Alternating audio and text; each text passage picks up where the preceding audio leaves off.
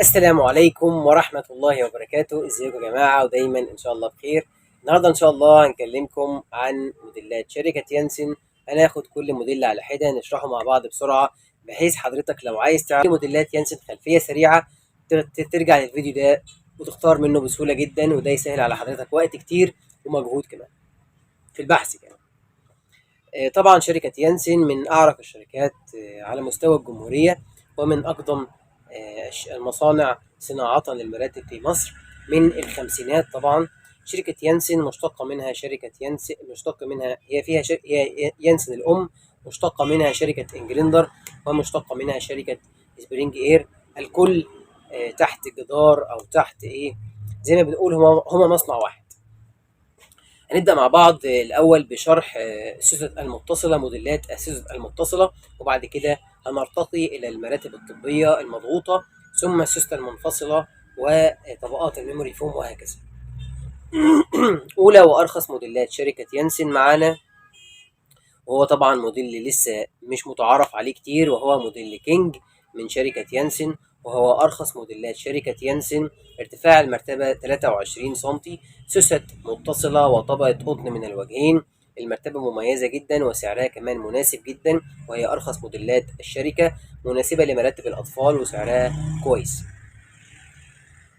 الموديل رقم 2 معانا، وهو اللي كان في الأول أرخص موديلات شركة يانسن، لكن دلوقتي بقى تاني بعد صدور موديل كينج، بقى تاني أرخص موديلات شركة يانسن، وهو موديل إكسترا جولد من شركة يانسن. ارتفاع المرتبة 24 سنتي، شاشة متصلة وطبقة إسفنج من كل وجه. مرتبة مميزة جدا وسعرها كويس جدا برضو بالنسبة لأسعار المراتب الحالية، ومناسبة برضو لمقاسات الأطفال، وبس مش مفيش مشكلة إنك تاخدها للمقاس الكبير، لكن هي أنسب لمقاسات الأطفال.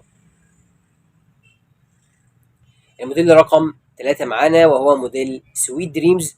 موديل سويت دريمز برضو ارتفاع 24 سنتي، لكن ما يميزه عن موديل اكسترا جولد اللي قبله ان موديل سويت دريمز بيحتوي على جهة فايبر بتستخدم شتاء عشان تدفي، وجهة قطن عشان تستخدم صيفا عشان يبقى الإحساس رطب أو فريش يعني جهة صيفي وجهة شتوي. سويت دريمز سوست متصلة أيضا، جهة فايبر وجهة قطن، مناسبة برضو أكثر لمراتب الأطفال. مش هتقول لك لا طبعا لو أخدناها للمقاسات الكبيرة، إنها لسه ما زالت بجودة يانسن وإتقان شركة يانسن. الموديل رقم 4 معانا، وهو موديل مشهور قوي، وهو موديل ألماني. طبعا هو اسمه ألماني، لكن مش ألماني ولا حاجة، هو اسم الموديل ألماني. مكونات المرتبة سوست متصلة وطبقة قطن من الوجهين. ارتفاع المرتبة 25 سنتي، مرتبة مميزة جدا، وشكل القماشة بتاعتها شيك، ومعروف طبعا عنها الجودة بتاعت يانسن والكفاءة، ومناسبة برضو لمقاسات الأطفال. لكن طبعا موديل ألماني ساعات كتير بناخده للمقاسات الكبيرة برضو، مفيش فيه أدنى مشكلة. الموديل رقم 5 معانا، وهو موديل كاتاراكت. موديل كاتاراكت هو الأشهر بلا منافس في موديلات السوست المتصلة في شركة يانسن، ويعتبر الأكثر مبيعا. موديل كاتاراكت منه ارتفاعين 27 سنتي و31 سنتي. بداية من موديل كاتاراكت بيتم إضافة سوست في المنتصف والأطراف عشان تقوي الدعم وتتحمل وزن فردين، وبالتالي هنا موديل كاتاراكت سواء 27 سنتي أو 31 سنتي مناسب أكثر للمقاسات الكبيرة لوجود عدد سوست أكتر. مكونات المرتبة سوست متصلة وطبقة قطن وإسفنج من الوجهين، والقماش الخارجي ضد البكتيريا والحشرات. وموديلات من أول ما بدأنا لغاية دلوقتي، فكل الموديلات إلى الآن تعمل على الوجهين كل فترة على ناحية عشان نوزع الأحمال بالتساوي على المرتبة، عدا موديل سويت دريمز حضرتك بتستخدمه تبعا لناحية الفايبر وناحية القطن على حسب الموسم، لكن بقية الموديلات كلها بيتم عمل روتيشن أو تغيير وضع المرتبة من آن إلى آخر عشان نوزع الأحمال اللي بتنام على المرتبة بالتساوي، مبقاش محمل على جزء وسايب جزء. انتهينا من موديل كاتاراكت 27 سنتي و31 سنتي. بعد كده معانا هو آخر موديلات السوست المتصلة وأعلاها سعرا، وهو موديل كاتاراكت، لكن هنا بيتم إضافة طبقة بلوتوب على المرتبة أيضا تعمل على الوجهين. ارتفاع المرتبة 29 سنتي. طبقة البلوتوب اللي بتضاف على المرتبة دي بتزود من نعومة المرتبة، لأن معروف عن السوست المتصلة إن هي إلى حد ما مش ناعمة أوي، هي ماهيش ناشفة برضه لكن ماهيش ناعمة أوي. وبالتالي طبقة التطرية اللي بتضاف على الوجهين من موديل كاتاراكت بلوتوب بتزود مستوى النعومة، وبرضه مستوى الرفاهية. ارتفاعها 29 سم، ونفس مكونات موديل كاتاراكت، لكن بإضافة طبقتين تطرية من كل جهة، أو طبقة تطرية من كل جهة، أو بيطلق عليها بلوتوب. الموديل اسمه كاتاراكت بلوتوب. كده يبقى انتهينا من موديلات السوست المتصلة كلها. بعد كده معانا هي المراتب الطبية. المراتب الطبية سريعا، المكون الأساسي ليها هي مادة الريباوندد أو الريبوند الطبي، اللي بيبقى شكله الطبيعي إن اسفنج متقطع وملتصق ببعضه، مفيش فيه أي فراغات أو مصمت تماما، بيدي إحساس قوي وصلب ودعم قوي جدا للظهر، للمرضى طبعا العمود الفقري والإصابات. في شركة يانسن الشركة الأم بيطلق عليه موديل ماريوت، منه ارتفاع 17 سنتي و22 سنتي. المراتب الطبية مش معناها إن هي أفضل، مش معناها إن هي صحية أكتر.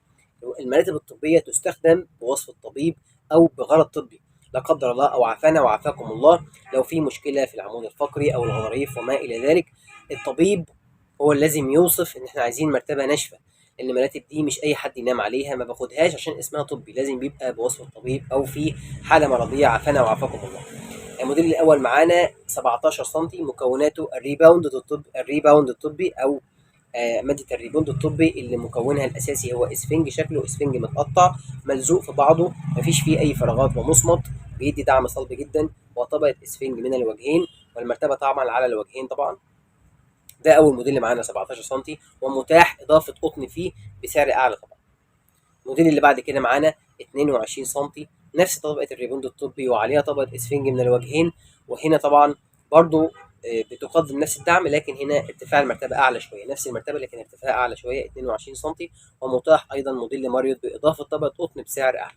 يبقى المراتب الطبيه في شركه يانسن الاساسيه الصحيه 17 سم، و17 سم بالقطن، و22 سم، و22 سم بالقطن. في موديل جديد معانا لكن هنقوله في الاخر، في اخر الشرح ان شاء الله. كده يبقى انتهينا من السوست المتصله والمراتب الطبيه المضغوطه بدون سوست، اللي هو موديل يطلق عليها في شركه يانسن الام موديل ماريوت. طبعا احنا في بعض موديلات ما قلناهاش لانها مكرره او شبيهه لبعض الموديلات، لكن احنا بنقول هنا معظم الموديلات او الشهيره. لو ما قلناش موديل او اتنين، ده بيبقى ان في شبهه او في مثيل ليه في الشركه، ممكن حاجه تغني عن حاجه. الموديل اللي بعد كده معانا وهو اولى موديلات السوست المنفصله في شركه يانسن. طبعا السوست المنفصله سريعا، ما يميزها عن السوست المتصله هي مستوى العزل. السوست المنفصله هي كل سوست او كل صف قائم بذاته، وبالتالي لما في اتنين بيناموا على السرير، لما حد يتحرك الشخص اللي جنبك ما يحسش بيك، بتعزل الشخص عن اللي جنبه في الحركات، ودي الوظيفه الاساسيه للسوست المنفصل. اول موديل اللي معانا هو موديل بلو ماس، ارتفاع 20 سم. موديل بلو ماس موديل محترم جدا، شكله شيك قوي، سوست منفصله وطبقه اسفنج من الوجهين، ارتفاع مناسب. ساعات في حد بيبقى جايب سرير اطفال دورين، بيبقى محتاج ارتفاع قليل للمرتبه، وبالتالي ده كويس جدا. ساعات برضو المرتبه دي بتبات في السرير، بيبقى زي الدرج كده بيبات جوه، وبالتالي بيبقى محتاج ارتفاع قليل، ده برضو مناسب ليه. لكن في كل الاوقات المرتبه حتى لو مش محتاج ارتفاع قليل فهي هتقوم بالوظيفه كامله. سوست منفصله زي ما قلنا، وطبقه اسفنج من الوجهين، والقماش الخارجي ضد البكتيريا والحشرات، والمرتبه تعمل على الوجهين. مناسبه اكتر لمقاسات الاطفال، لكن برضو مناسبه وكويسه جدا للمقاسات الكبيره. اللي معانا هو موديل سكاندي. موديل سكاندي هو تاني موديلات السوست المنفصله في شركه يانسن، ارتفاع المرتبه 25 سم، سوست منفصله وطبقه اسفنج من الوجهين.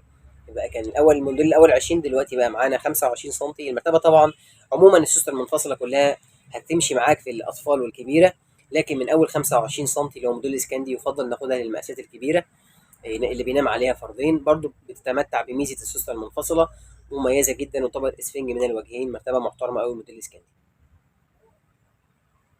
الموديل اللي بعد كده معانا وهو اشهر موديلات الشركه في وجهه نظري عامه، وهو موديل بوكيت من شركه يانسن، ارتفاعين 27 سم و30 سم. مكوناته الاساسيه هي سوست منفصله اللي بتعزل الشخص عن اللي نايم جنبك مع الحركات الجانبيه، وطبقه قطن واسفنج من الوجهين، والقماش الخارجي ضد البكتيريا والحشرات.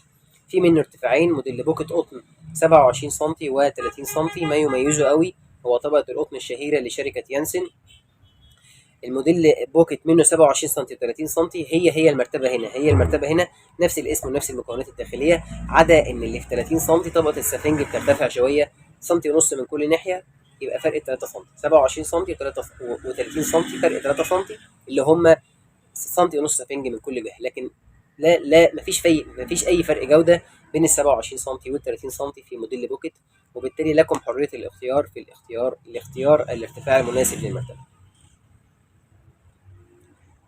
بعد كده معانا هو اولى موديلات شركه يانسن اللي بتحتوي على سوست منفصله وطبقه ميموري فوم. سوست منفصله وطبقه ميموري فوم هي موديل ميدي بيدك او موديلات الميموري فوم عامه في شركه يانسن بتعمل على جهه واحده. يعني ايه جهه واحده؟ يعني المرتبه العاديه المفروض ان احنا كل فتره بنخليها على وجه، لكن هنا وجه واحد بنعمل بس روتيشن او بنخلي الراس مكان القدم كل 3 شهور، لكن ما بنقلبهاش، بتتلف بس الراس مكان القدم. مكونات المرتبه سوست منفصله وطبقه اسفنج وطبقه ميموري فوم 3 سم. زي ما قلنا المرتبه ارتفاع 28 سم، موديل ميدي بيدك وتعمل على وجه واحد. اضافه طبقه الميموري فوم على اي مرتبه بتزود مستوى الرفاهيه جدا ومستوى النعومه، وبتقدم مستوى عالي قوي من الراحه اللي بيحبوا المراتب الطريه الناعمه. هنا في ميزتين: السوسته المنفصله وطبقه الميموري فوم اللي بتقدم دعم ناعم، وفي نفس الوقت بتزود العزل، بتزود مستوى العزل عن الشخص اللي نايم جنبك. فالحقيقه مرتبه حلوه جدا ومستوى الرفاهيه فيها عالي. الموديل اللي معانا اللي جاي هو اعلى ارتفاع في موديلات شركه يانسن الشركه الام، وهو موديل رويالتي. ارتفاع المرتبه 35 سم. هنا المرتبه جزئين، الجزء اللي تحت هي مرتبه سوست منفصله، والجزء العلوي مرتبه منفصله تحتوي طبقه بلوتوب، تحتوي على سفنج سوفت وطبقه ميموري فوم 4 سم. طبقه البلوتوب العلويه دي تحتوي على 4 سم ميموري فوم وسفنج سوفت، غير المرتبه السفليه. يعني المرتبه جزئين، مرتبه وفوقها مرتبه. المرتبه تحت سوست منفصله وفوق طبقه بلوتوب تحتوي او طبقه تطريه تحتوي على سوست منفصله، على طبقه سفنج سوفت وطبقه ميموري فوم 4 سم. طبعا مستوى من العزل ومستوى من الرفاهيه ومستوى من النعومه عالي جدا. المرتبه الناس اللي بيحبوا المراتب الطريه تبقى ناعمه جدا، مستوى العزل فيها عالي، هتوصل بمستوى رفاهيه عالي جدا. لكن طبعا سعرها مش رخيص، لكن المواصفات اللي بتقدم فيها الحقيقه تستحقها لانها مستوى رفاهيه عالي جدا. موديل رويالتي. وهنا نعتبر انتهينا من معظم موديلات شركه يانسن. في بعض الموديلات الاخرى 3 موديلات تقريبا لسه جداد، ان شاء الله باذن الله هنعرف معلومات كامله عنهم ونقول لحضراتكم عشان تبقى المعلومات دقيقه وصحيحه. يا رب تكونوا استفدتم، ويا رب دايما تكونوا بخير. نراكم قريبا. السلام عليكم. ما تنسوش تعملوا لنا لايك وفولو على صفحاتنا على اليوتيوب وعلى الفيسبوك. على اليوتيوب توكيل مراتب يانسن بدمياط، وعلى الفيسبوك توكيل مراتب يانسن دمياط.